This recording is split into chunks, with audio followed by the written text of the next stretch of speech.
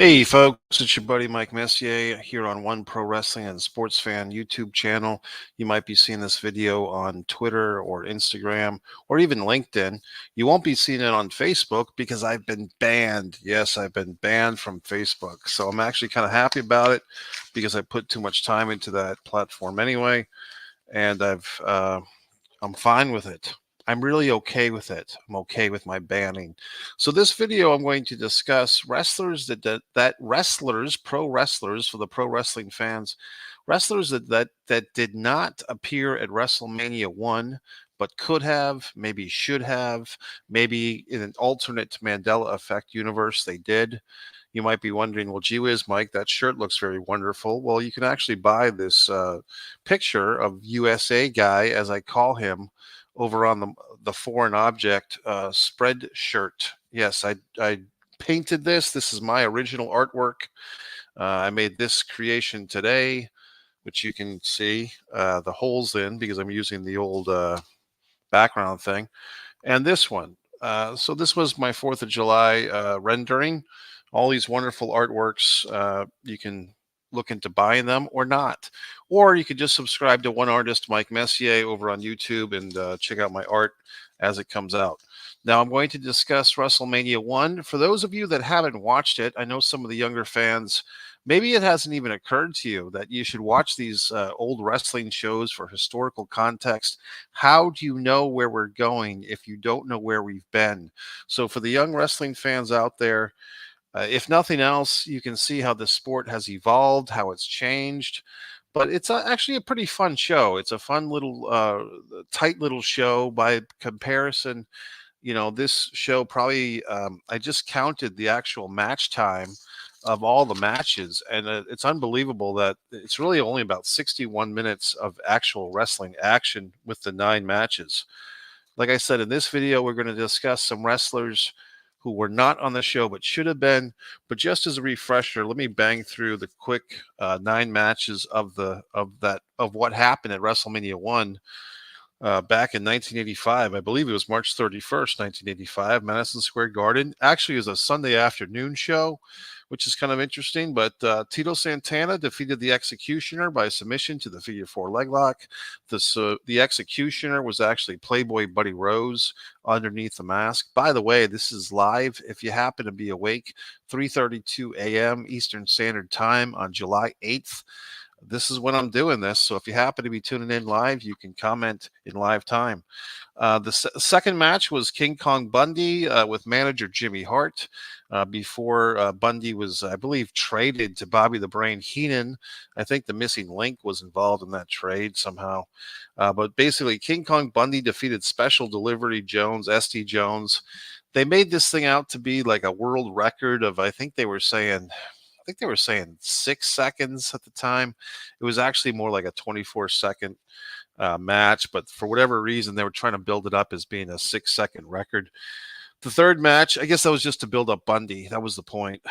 Ricky the Dragon Steamboat, I don't think he was even called the Dragon yet, but Ricky Steamboat defeated Matt Bourne. Really should have been a better match. This was another one of these matches that was only about 6 minutes long. Steamboat was really getting the nice push here. He was a newcomer. He had just wrestled at Starrcade 84 back in November in Greensboro, losing a nice match to Tully Blanchard. That's a really underrated match, the Tully Blanchard Ricky Steamboat Starrcade 84 match. Here he is against Matt Bourne. Matt Bourne, I think, could have been pushed a little bit stronger, but he was basically brought in as an underneath guy. It's nice, though, that Matt Bourne got to say he wrestled at WrestleMania 1. I think the next time he would be at a WrestleMania wouldn't be until WrestleMania 9 as a Doink. Okay. The next match is kind of an interesting one. Another wrestler that's kind of been forgotten with time, David Sammartino. Sometimes he was known as Bruno Sammartino Jr., sometimes he was known as David Bruno Sammartino.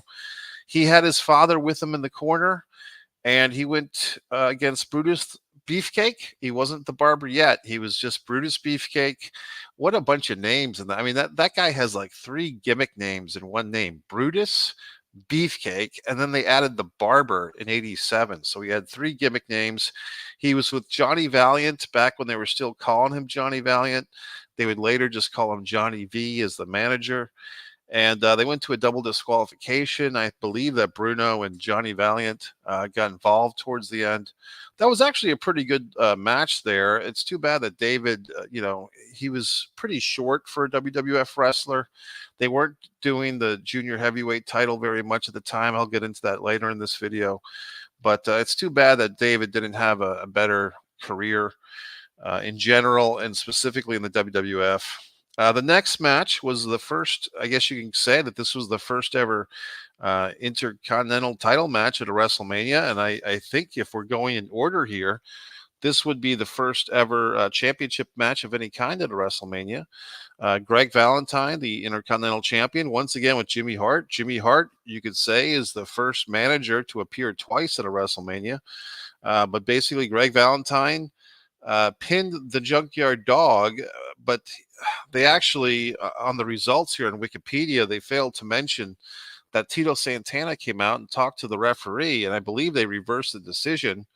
And they restarted the match, and JYD ended up winning by countout. That's at least how I remember this thing. I'm just going by the top of my memory, but the old Wikipedia doesn't have that. So I'm once again correcting the internet, and that's happened before, folks. There's been a lot of times, at least several times, that I've seen stuff, especially about wrestling, online, even on the old WWE network. There was this thing years ago, the WWE network had posted Super Brawl 2, the Sting Lex Luger match, and they had it listed as February 28th, 1992. I told my friend Tommy at the time, I said, that's wrong. The match actually took place on Leap Day, which was February 29th, 1992. My friend didn't believe me that I was correcting the WWE network. He Googled it, and of course I was right. It was February 29th, 1992. But in any regard, I believe the Junkyard Dog ended up winning that match by countout. The next match was also a title match, and this you could say, if we're going in chronological order here, and I believe they are, the first ever title change at a WrestleMania was the tag team title, the WWF Tag Team Championship, when the Iron Sheik and Nikolai Volkov defeated the U.S. Express, Barry Windham, and Mike Rotundo. Once again, a pretty short match. This match was listed at just 6 minutes or something. Really not very long matches on this show. This was actually a pretty damn good tag team match. These two tag teams had a nice feud that year, trading the belts back and forth. The U.S. Express got the belts back from Nikolai and the Sheik, and then they lost them later on to Valentine and Beefcake. But this was a nice match. The Andre the Giant in the Body Slam Challenge match defeated Big John Studd. Wendy Richter regained the women's title from Leilani Kai. This was a nice singles women's match. 2 title changes on this show. And then finally, the main event, what everyone pretty much came to go see. Hulk Hogan and Mr. T with Jimmy Superfly Snuka defeated Paul Mr. Wonderful Orndorff and Roddy Piper with Bob Orton. Muhammad Ali and Pat Patterson are the guest referees. So that's what we did see at WrestleMania 1. Now let's get into some of the people that we did not see at WrestleMania 1.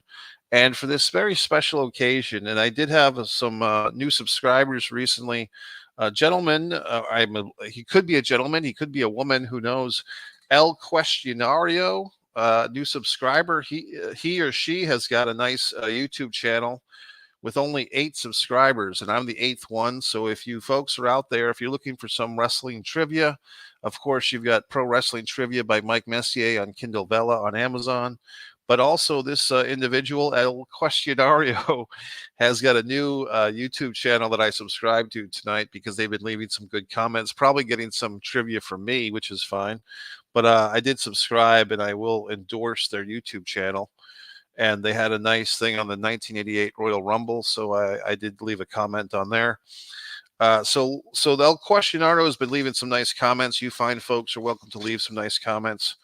And let's get into some of my graphics. So the first group of people that I want to discuss of wrestlers that did not appear at WrestleMania 1 that could have or should have, or in an alternate universe they did. Let's check out this list. This is the people that left the WWF just a little too soon to be included at WrestleMania 1.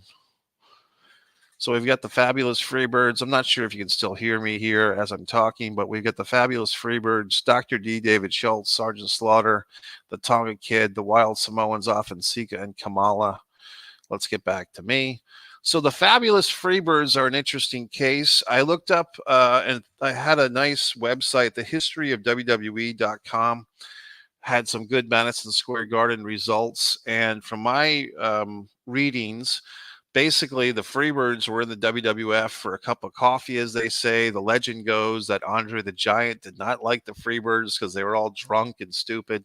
And Andre insisted that they all get fired, which is just a great story. But basically, Terry Gordy, Buddy Roberts, and Michael Hayes were doing this gimmick where they were kind of like the new team managed by Dave Wolf, who was kind of the manager slash boyfriend. I don't know if he ever got married to Cyndi Lauper. I don't think they did, but Dave Wolf was kind of an interesting guy who was kind of in that whole rock and wrestling era. I believe he was one of the producers and the musicians on the original wrestling album back in 1985 that came out, I think, in October or November of 85. But the Fabulous Freebirds were not long for this world. It's really a shame because I think they would have done well had they been around for WrestleMania 1 in some type of six-man tag team match. And it's just too bad that they missed out because I think obviously they did some great stuff in the world class area in Florida and Mid South, UWF, Jim Crockett Promotions, the AWA. So, like I said, it's a Mandela effect. It's a parallel universe. What could have been, what maybe should have been, but the Freebirds did not have their WrestleMania moment. I'm trying to think. I think Michael Hayes wasn't he in the WrestleMania 17 gimmick battle royal? Wasn't Michael Hayes in that? And then they did get inducted into the WWE Hall of Fame. Unfortunately, I think both Terry Gordy and Buddy Roberts had passed away, so it was left to Jimmy Jam Garvin and Michael P.S. Hayes to kind of get that induction. But it's just too bad the Freebirds never really had, beyond what I just said, a real WrestleMania moment for all the Freebirds, which is unfortunate.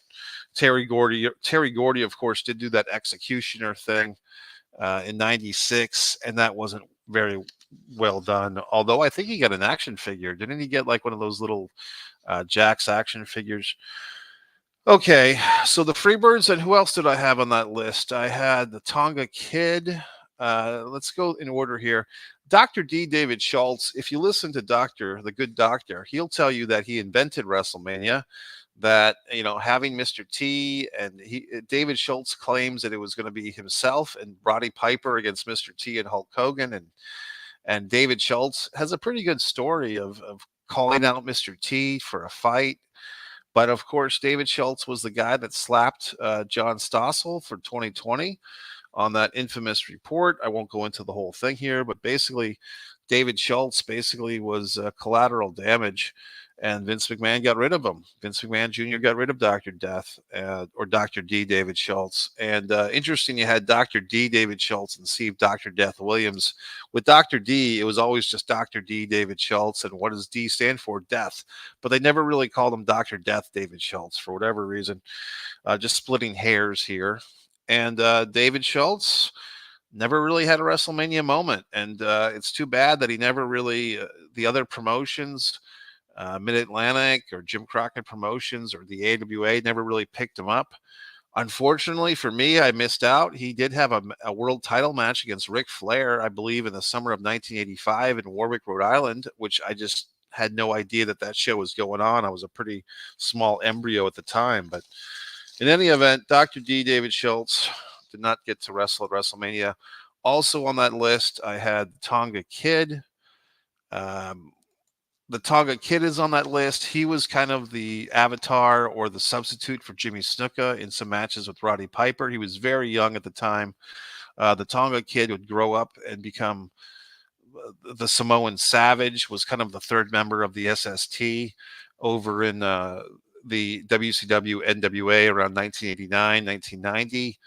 And he was around for quite some time. The Tonga Kid is somebody who's part of that bloodline, the family, with Roman Reigns, Sika, Afa, everybody.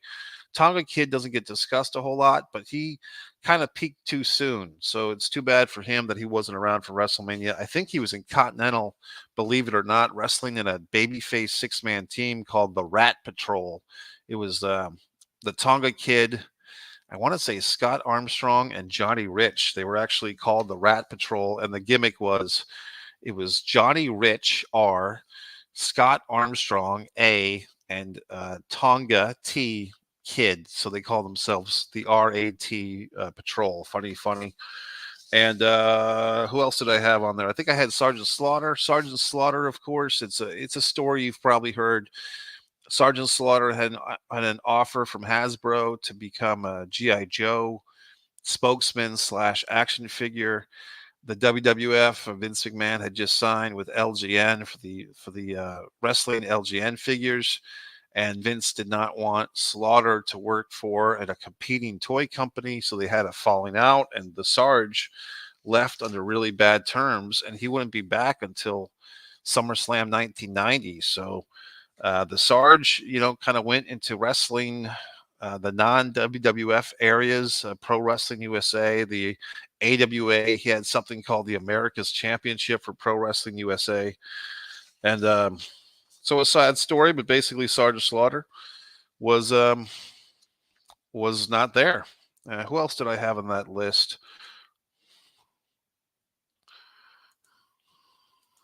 Afa and Sika, the Wild Samoans, they were WWF mainstays for many years. They were three-time World Tag Team Champions. Of course, Sika just passed away. That's Roman Reigns' father. But basically, the Wild Samoans were just coming off a kind of an interesting babyface turn. They had turned babyface against Murdoch and Adonis, the WWF Tag Team Champions. And for whatever reason, by the time we got to WrestleMania here in March of '85, I think the Samoans had just left like a month earlier. So it's kind of too bad because the Samoans were such a fun tag team. I mostly knew them as heels, but even as baby faces, I think they really would have.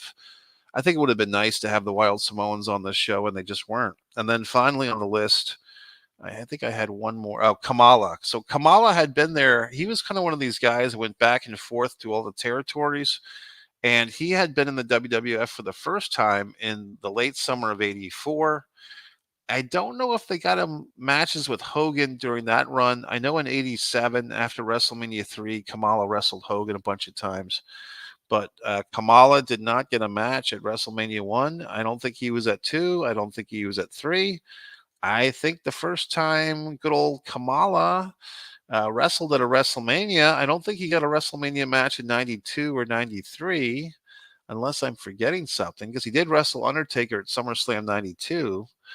I think his first WrestleMania match was that gimmick battle royal at WrestleMania 17. So sad that Kamala did not get a WrestleMania match until past his prime. So there we have the guys that were not at WrestleMania 1 because they had left. But wait, there's more. Let's check out this list. This is a list of guys that showed up in the WWF basically in the months and weeks that followed WrestleMania 1, but they missed the boat by just a few months. So here we have Randy Macho Man Savage, we have Terry Funk, and we have the Missing Link. And there's other guys that we could put on that list, but this is who I have.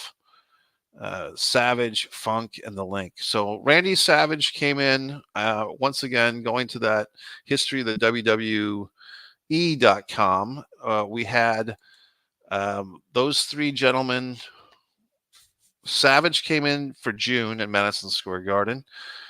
Funk came in for July, and I think the Missing Link was also there in June, and that's just at MSG. So they could have been on other shows in the WWF before those months. But basically, those three guys just missed it by a few months.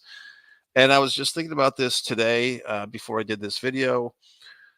It's interesting that the WWF expansion, like really a vital time for Vince and all those Pat Pattersons to get more talent into the WWF, was basically after WrestleMania 1 and before WrestleMania 2. Even if you look at the scope of the WrestleMania 2 card, they had that 20-man battle royal.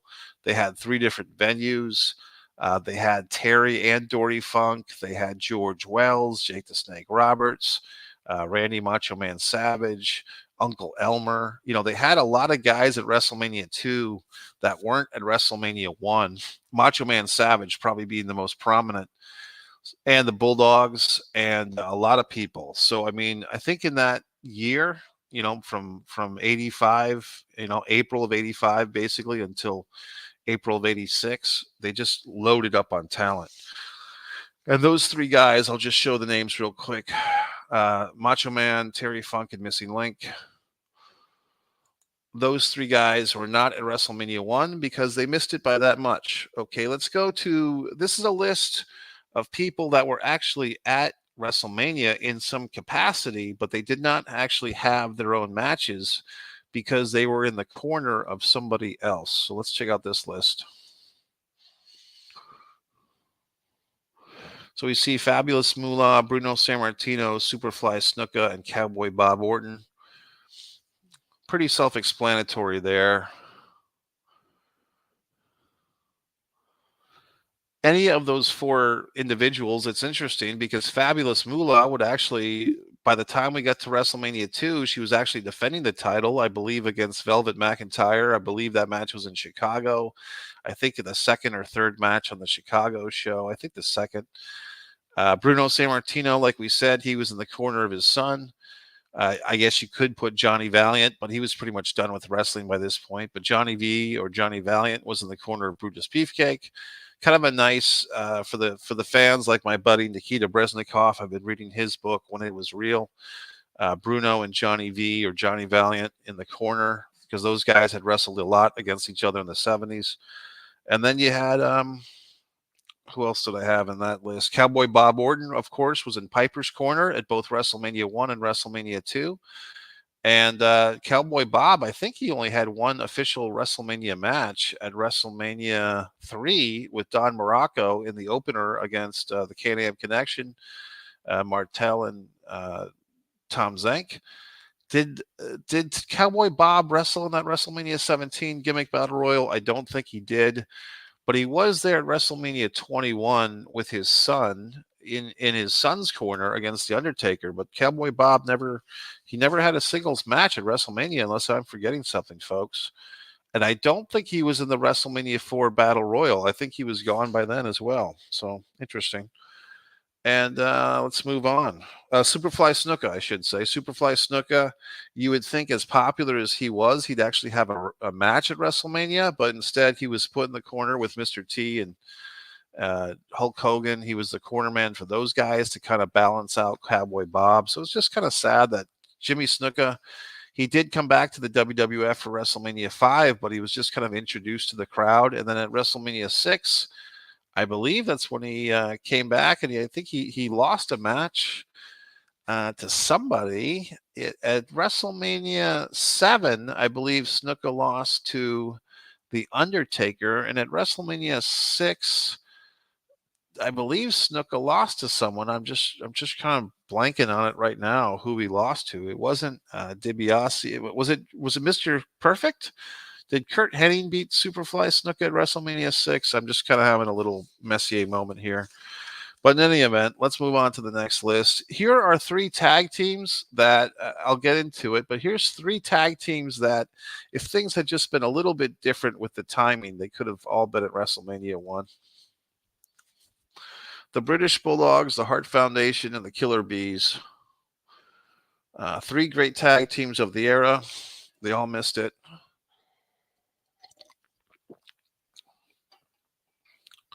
So let's start with the top. The British Bulldogs actually debuted at Madison Square Garden 3 weeks after WrestleMania. Once again, if you look at this website, the history of WWE.com, pretty fascinating that I believe the date was April 22nd, 1985. The Bulldogs had their Madison Square Garden debut 3 weeks after WrestleMania 1. They beat a couple of, a couple of undercard guys.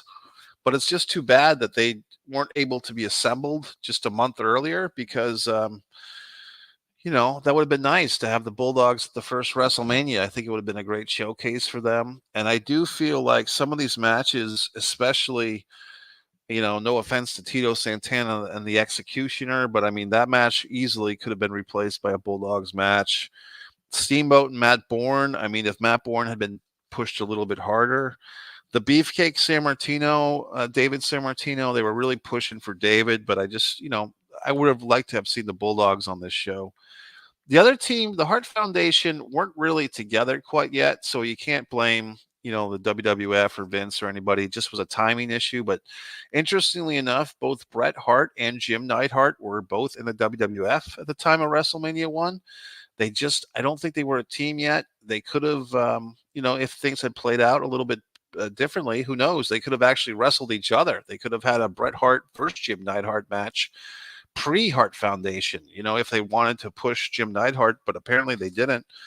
And then the third team, also, I found out that the Killer Bees did not team in the WWF together, jumping Jim Brunzell and B. Brian Blair from Tampa, Florida, Brunzell from, I believe, Minnesota. They did not team together until June. I believe it was June 17th. I think they beat I want to say they beat Dave Barbie, who was a big jacked up guy, and it might have been Steve Lombardi was the other guy. But basically, the Bees weren't even a tag team yet. So really, the only team that you could really make a real case for would have been the Bulldogs, But in any event, none of those three teams are there. Now, here's a list that is probably the most painful for the guys that are on those lists, because these are guys that were working in the WWF. They were in the World Wrestling Federation. They were wrestling. And for whatever reason, they just were not booked. And I'll get into some of the possible explanations, but we'll just see the list right now. So we've got Rocky Johnson, Tony Atlas, Ken Patera, Adrian Adonis, Magnificent Morocco, and Pedro Morales. Kind of a good list here. So of that list, let's start with Ken Patera, because I think Ken Patera was in the middle of this Big John Studd, Bobby Heenan, Andre the Giant angle. He was actually in the match where the infamous incident where Big John Studd, and it was Ken Patera and Bobby Heenan who cut Andre the Giant's hair.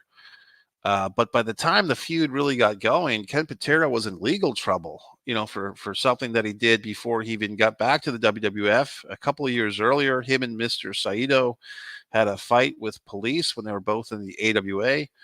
And Ken Patera, I guess, was just waiting for this court case or this lawsuit or whatever it was with Minnesota police to happen. But basically, he started up with the WWF, and then it finally caught up to Ken, and Ken had to go to jail for a few years. But basically, Andre was feuding not with just Big John Studd, but also with Ken Patera. And in a roundabout way, King Kong Bundy kind of took Ken Patera's place in that feud. But yes, Ken Patera was involved. In fact, I believe in May of '85, Andre the Giant had a singles match against Ken Patera.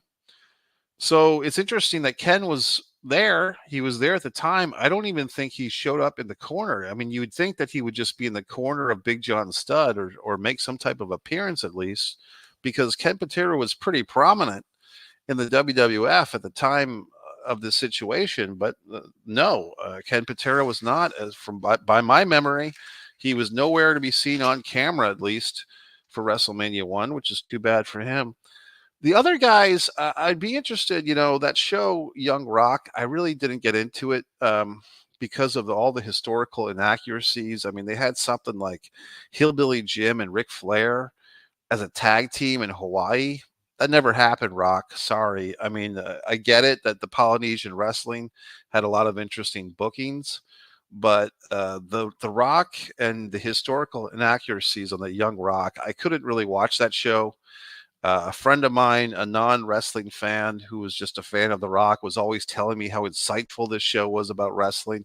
And I just had to laugh politely at her, because The Rock, his show, The Young Rock, is like a wrestling show for non-wrestling fans. It's just goofy, misinformation.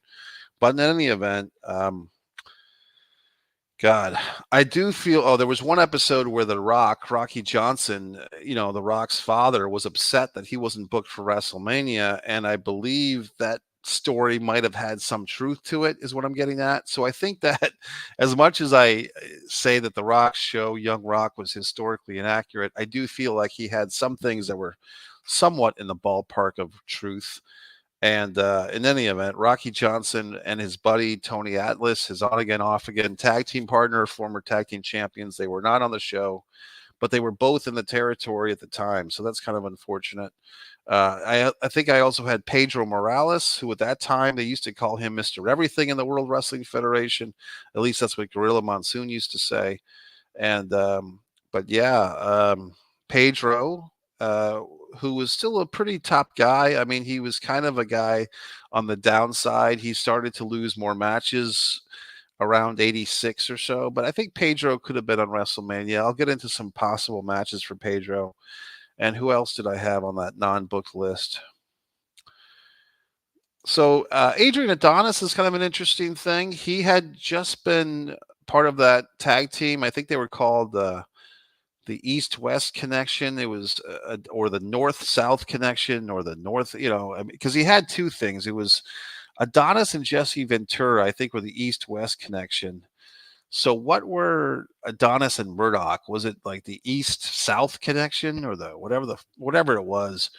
Uh, it might have been the East. I don't know. It was just all these connections, right? So I mean, because Murdoch, I guess you would say, was from the South.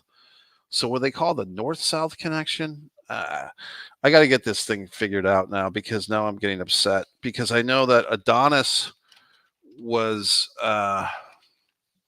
the East-West Connection, but what did they call they call them the North-South Connection.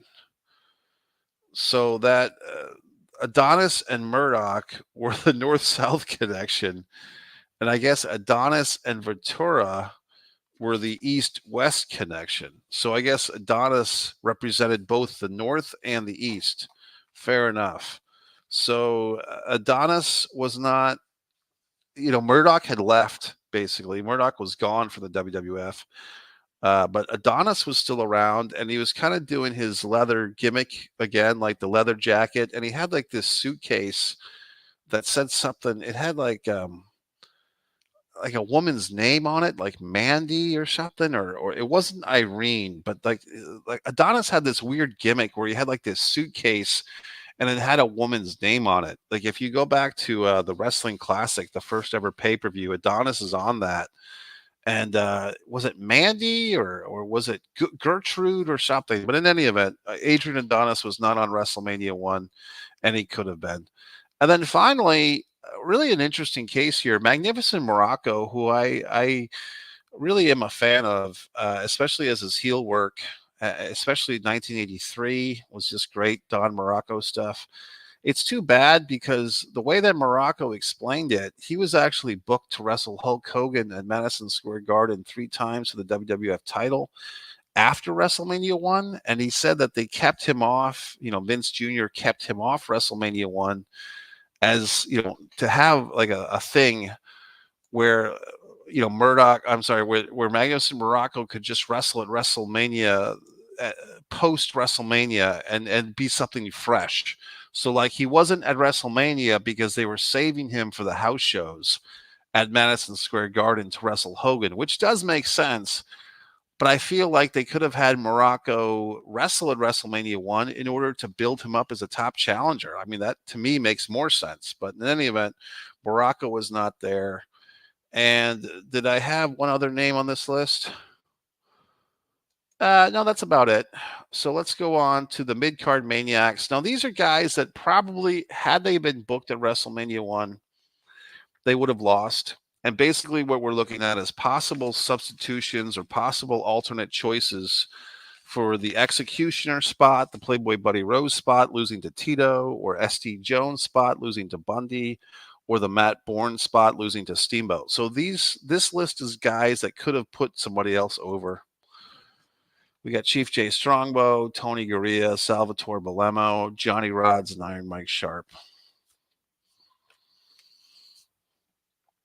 So these are guys that did not wrestle at WrestleMania. Now, that list, I would say, is probably the list that I feel like I don't necessarily have a case for any of those guys per se. I mean, I think that that Playboy Buddy Rose as the Executioner was actually a pretty good choice, because for a guy that was a little bit chubby, Buddy Rose could really move around pretty quickly. I don't know if Iron Mike Sharp or even Johnny Rodz, as good as Johnny Rodz, could they have done that upbeat tempo match that Buddy Rose did as the Executioner? I don't know. I mean, they're very competent wrestlers. I'm talking about Johnny Rodz and Iron Mike Sharp, but they weren't known for like their fast type of things. They're more known like for milking a match. You know what I mean? For milking an opening match. Iron Mike Sharp did great ring work. Johnny Rodz was awesome, but he was more like a main event preliminary guy, if that makes any sense. Like Johnny Rodz was typically going to 20-minute draws as an opener. And if you look at this WrestleMania card, most of the matches were about 6.5 minutes. So I just don't think that I would really push for a change. I mean, Chief Jay Strongbow or Tony Gurria, either one of them could have done the honors to Bundy. But I kind of think like everything worked out okay on that end. Now I have the miscellaneous list. We are getting close to the end of this video, folks. So here's the miscellaneous. Hillbilly Jim was injured. The national anthem could have been Prince, Kerry Von Erich, and Tony Inoki. Yeah. I'll let you catch up a little bit. So in my research here, I discovered that I was always kind of curious, like when did Hillbilly Jim get injured? And I always thought for some reason it was after WrestleMania 1. It was actually before. Apparently, it was February 25th in San Diego, and it's kind of a sad story because Hillbilly slipped on some water outside the ring in San Diego at like the San Diego Arena. He was wrestling Beefcake, but Beefcake actually didn't injure Hillbilly Jim. There was like a wet spot, like maybe somebody spilled a soda or some condensation, and Hillbilly Jim broke his leg pretty badly, and he was on the shelf for like 7 or 8 months.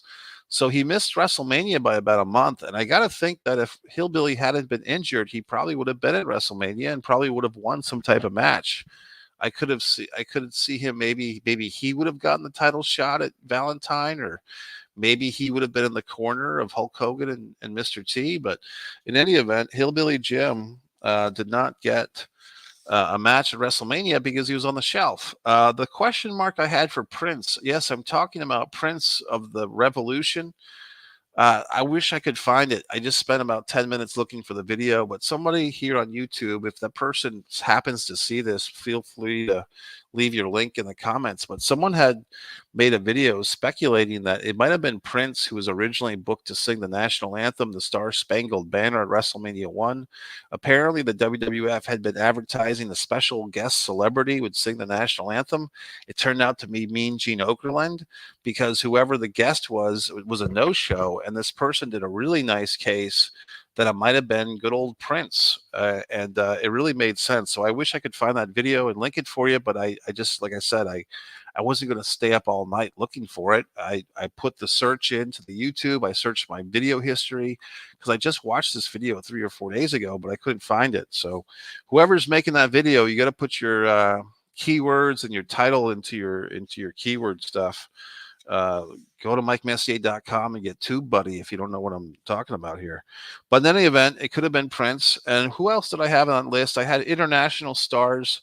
Antonio Inoki had just wrestled at Madison Square Garden like 3 or 4 months earlier against Dr. D. David Schultz, believe it or not, in February.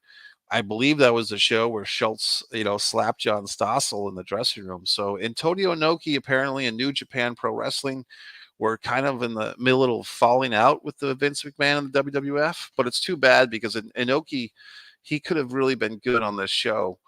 And I did say Kerry Von Erich as well, because, we all know that Vince McMahon had a real hard-on in a good way for the Von Erichs, especially Kerry. This would have been a year after Kerry had kind of won and lost, or 10 months after he had won and lost the NWA World title to Ric Flair.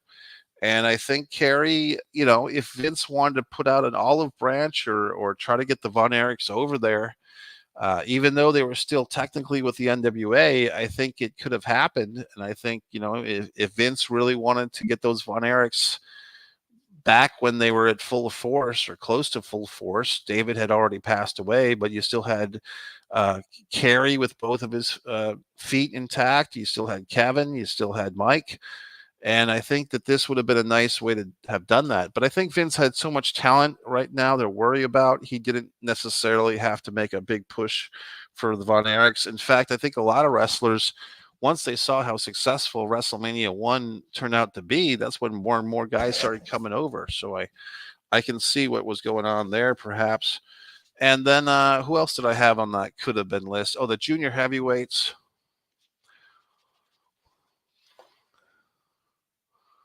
So if you look at the bottom of that list, I had listed the Cobra or Black Tiger or Tiger Mask because basically there is this kind of infamous junior heavyweight title match that's on one of the WWF best of tapes. And I kept thinking it was Tiger Mask. It wasn't Tiger Mask because there's another match from like 83 with Tiger Mask. And of course, there was like four different guys who were the Tiger Mask, right? But you had the Cobra and you had the Black Tiger who were fighting for the junior heavyweight title, I think 3 or 4 months before WrestleMania in MSG, and the Cobra won the match. And I do feel like those guys could have had a nice rematch at WrestleMania. And like, once again, they could have taken the Tito Executioner spot, or they could have taken the Steamboat Matt Bourne spot, but they didn't, and that's fine. But I think, like, if you look at the ECW barely legal booking, fast forwarding 12 years to that pay per view where you had that Michinoku Pro 6-man tag team match, I feel like it does add something to a major card when you have like a non sequitur international match, just to kind of extend the olive branch and just to show that there's more wrestling out there. I mean, that's what I like when shows do something like that. But that really wasn't the Vince way. This was Vince celebrating all things New York, celebrating all things WWF. So I get that. And but at the same time, that was an officially recognized WWF Junior Heavyweight title. Although once again, it was kind of in and out. And I do feel that they had a match, according to the history of WWE.com, that the Cobra wrestled Black Tiger like a month or two after WrestleMania in a rematch at Madison Square Garden. Okay, folks, now we're coming to the finale here. And you might be saying, well, gee whiz, Mike, all these wrestlers that you're thinking could have been a WrestleMania 1, but what would you have done with them? What could we have done with these fucking wrestlers? And I'm going to give you the wonderful answer. These are some matches that we could have had at WrestleMania 1 using all the talents we just talked about, plus one more special name. So let's check this out. I don't know if you can hear me, but Johnson and Atlas versus the Wild Samoans in a rematch. That would have been nice. Morocco could have gotten a push over Pedro or Rocky Johnson. The Bulldogs and the Hart Foundation have the timing. The Cobra versus Tiger Mask, Inoki versus Tatsumi Fujinami, Kerry Von Erich versus Ken Patera, The Missing Link versus Chief Jay Strongbow, David Schultz versus Tony Atlas, and I had one other match there. But basically, I'll revisit that list in a second. But if you see, going back to what I said about the tag team thing, you could have had the Hart Foundation versus the Bulldogs versus the Bees versus the Hart Foundation. Had the timing been a little bit better. The Morocco thing I stand by. If you're going to push Morocco as a top contender to Hogan, he had a nice feud with Rocky Johnson for the Intercontinental title a year and a half earlier. They could have revisited that. Morocco could have gotten a solid victory over Rocky, or for that matter, a solid victory over Pedro, because Pedro and Morocco had some classic battles for the Intercontinental title, really hard-hitting matches. Who else did I have on that match? Oh, yeah, the Ken Patera, Kerry Von Erich. That's kind of an inspired choice. If they would have gone ahead and gotten Kerry Von Erich on this show, and this is just magical thinking, hypothetical stuff, but I mean, him and Ken Patera, I believe, had a history for the Missouri State title, which was a National Wrestling Alliance championship. So I think that Kerry and Ken could have had a really great match, even with the time considerations. They could have had an 8 or 9 minute match. Kerry, and I think you'd have to put Kerry over, and maybe Kerry could have come in as backup to Andre the Giant against Patera and Stud. The Cobra versus Tiger Mask, and Antonio Inoki versus Tatsumi Fujinami. If you're wondering, well, why did you put Tatsumi Fujinami on there? He's actually listed as having appeared in Madison Square Garden like the month or two after WrestleMania, so it would make sense for him to wrestle Inoki once again as like an exhibition Japanese showcase match, or Tiger Mask versus the Cobra, I think would have been awesome for the junior heavyweight title. Here's one at the bottom, a couple. Let me start with this 6-man tag. Okay, so we have all these, Steamboat had a singles match. He beats Matt Bourne. Tito Santana beats the Executioner. How about this? How about team up Ricky Steamboat, Tito Santana, put Jimmy Snuka in the mix with those guys, and have them get a victory over Johnny Rodz, Iron Mike Sharp, and George the Animal Steel. Now, I didn't put the Animal on this list earlier, but I think, George the Animal Steel and two guys that were basically underneath guys that were still well respected. Johnny Rodz, Iron Mike Sharp, and George the Animal Steel. And in this match, if they had lost to Steamboat, Santana, and Snuka, it's a nice showcase for all the good guys.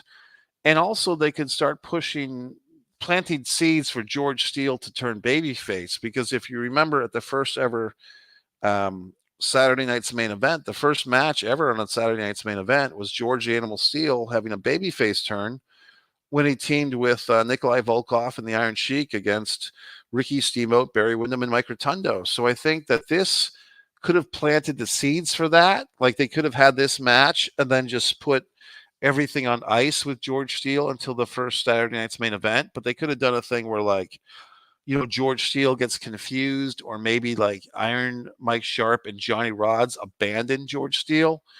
And I think that's kind of what happened at the Saturday night's main event thing. But I mean, my point is, they could have planted some seeds and had George Steele on the losing end of this match with these job guys. And then when they did the Saturday night's main event thing, it could have been a continuation of that. So I think that would have been a nice payoff. And then you would have condensed the Steamboat and Santana showcase matches, and you would have thrown a bone to Jimmy Snuka, because then he get to wrestle in the match, and he could still be in the corner of Hogan and Mr. T at the end. So there you go. And then what did I have at the bottom? I think I had David Schultz. Let me go back to that one. Yeah, the David Schultz thing.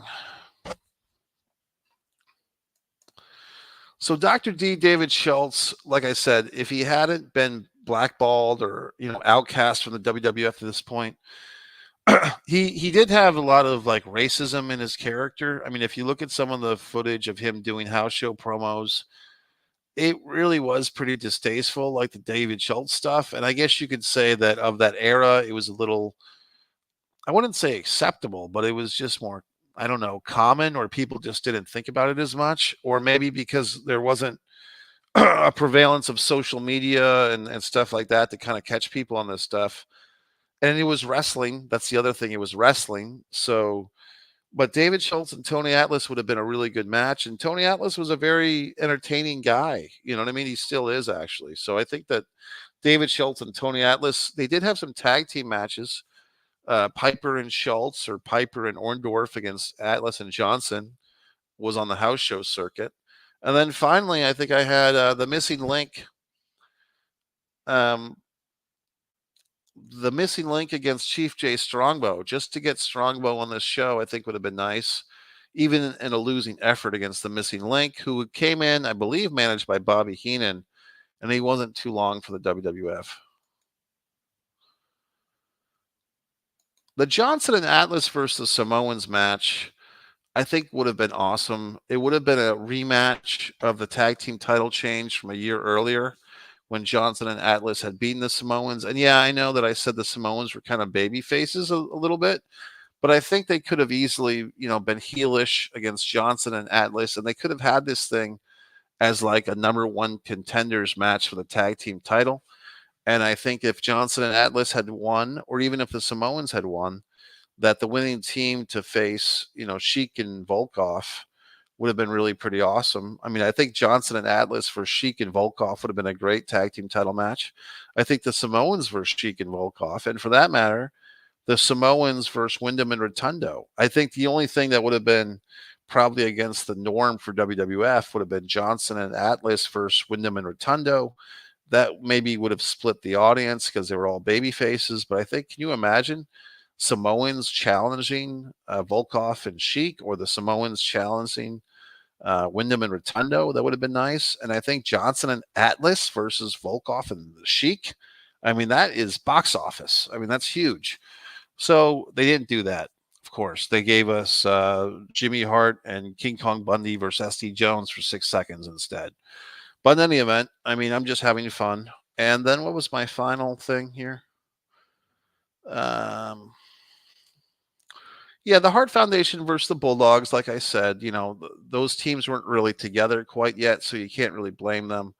But the Magnificent Morocco stuff, Morocco versus either Johnson or Pedro, either way to build up Morocco.